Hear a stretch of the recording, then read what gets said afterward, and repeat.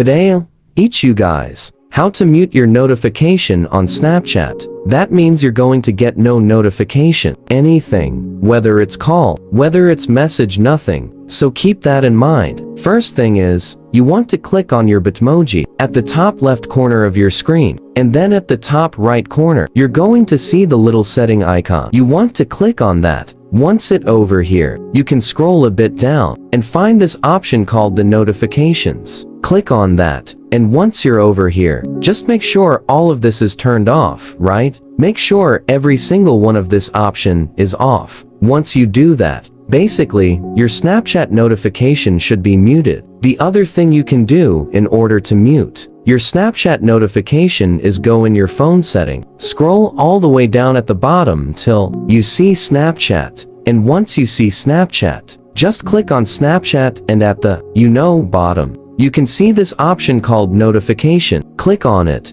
and just turn it off. Once you do that, you're good to go. You have confirmed your Snapchat notification to be muted after doing this. So that's how you guys can mute your notification on Snapchat. Hit the subscribe to our channel. I'll see you guys next time.